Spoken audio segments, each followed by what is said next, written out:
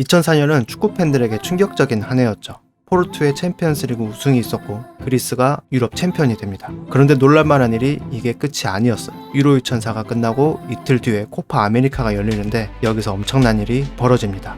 그럼 2004 코파 아메리카도 이변이 있었느냐? 그건 아니었고 브라질이 우승합니다. 굳이 놀라운 점을 찾자면 2002 월드컵 우승 멤버가 대거 빠진 2군이었다는 점. 그런데 말이 2군이지 당시 브라질은 웬만큼 잘해서는 대표팀에 뽑히기 힘들었어요. 역대급을 논하는 선수들이 있었기 때문에 뭐 어디 에이스, 뭐 어디 득점왕 이런 거 통하지 않았습니다. 그만큼 브라질이 축구계에서 갖는 위상이 대단했고 선수풀이 사기적으로 좋았죠. 그래서 2군으로 우승했다고 해서 그렇게까지 놀랄 일은 아니었는데 브라질이 우승하는 과정에서 말 그대로 하드캐리한 선수가 있었습니다. 이 선수가 사람들을 충격에 빠뜨리는데 파워, 스피드, 삼바 축구의 기술까지 다 갖추고 있었어요. 그리고 여기에 한 가지가 더 있었는데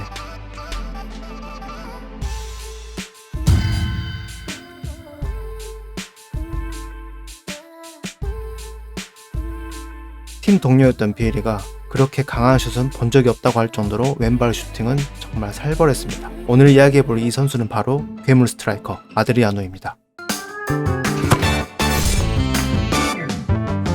아드리아노가 갑툭튀한 선수는 아니었어요. 2004년에 이미 세리에 정상급 스트라이커였기 때문에 축구 팬들, 특히 세리에 팬들에게 잘 알려진 선수였죠. 그런데 세계적인 인지도라고 하죠. 예를 들어서 저희 어머니는 축구에 관심은 없으신데 지단, 호나우두, 피구 나으세요. 이렇게 축구를 안 보는 사람도 알만한 명성을 얻기 위해서 월드컵, 유로, 코파 아메리카 같은 국제대회 활약상이 중요하잖아요. 그런 의미에서 2004 코파 아메리카는 아드리아노가 세계적인 라이징 스타로 거듭나게 된 대회였죠.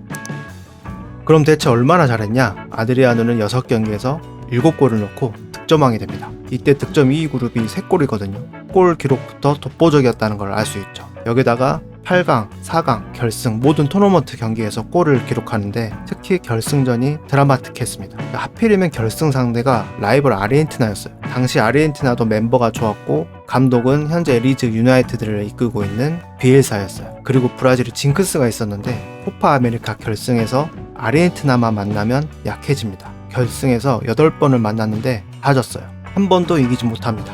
9번째 대결이었던 2004 결승에서도 정규시간 90분이 지나고 추가 시간 3분이 끝날 때까지 2대1로 지고 있었어요. 아, 역시 징크스는 무섭구나 라고 생각하고 있을 때 아드리아노가 극적인 동점골을 기록합니다. 당시에는 연장 없이 바로 승부차기를 했는데 아르헨티나 선수들은 멘탈이 터졌죠.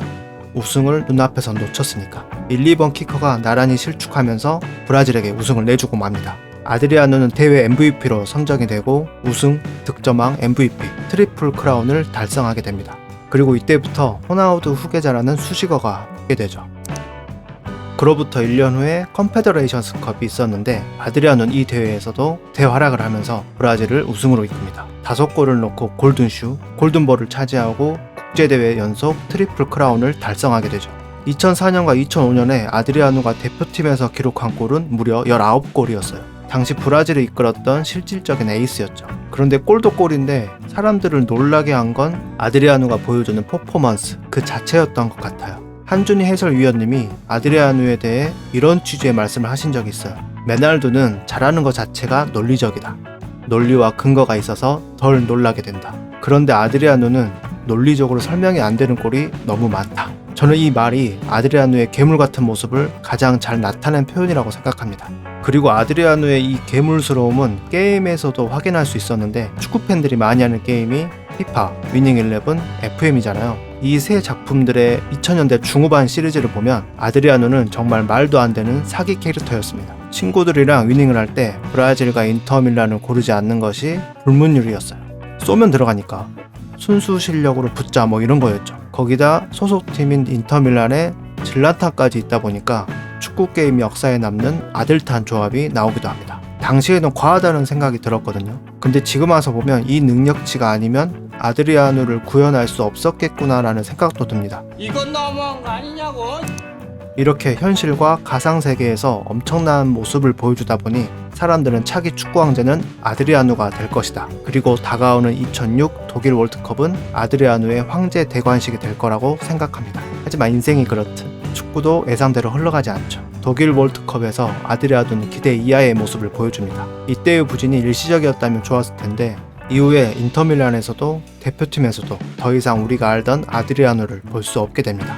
아드리아노의 문제는 다들 아시다시피 멘탈이었죠. 자기 관리가 안 되고 방탕한 생활을 하면서 추락을 거듭합니다. 결정적으로 무너진 건 2004년에 아버지가 돌아가시면서 우울증에 걸리고 술에 의존하다가 알코올 중독에 빠지게 되면서부터인데, 아드리아노가 절정의 활약을 보여주었던 04-05 시즌 그리고 컨페더레이션스컵 때 이미 정신적으로 무너지고 있었던 거죠. 정상적인 상태가 아니었음에도 그 정도의 활약을 보여줬다는 건 재능의 크기가 얼마나 컸는지 알 수 있는 대목이고, 한편으로는 짠하고 안타까운 부분이죠. 인터밀란 동료이자 주장인 사네티가 자서전에서 이런 말을 합니다. 우리는 아드리아노를 우울증에서 끌어내지 못했다. 그건 어쩌면 내 커리어에 있어 최대의 패배일 것이다. 내가 아무것도 하지 못했다는 사실이 지금도 나를 고통스럽게 한다.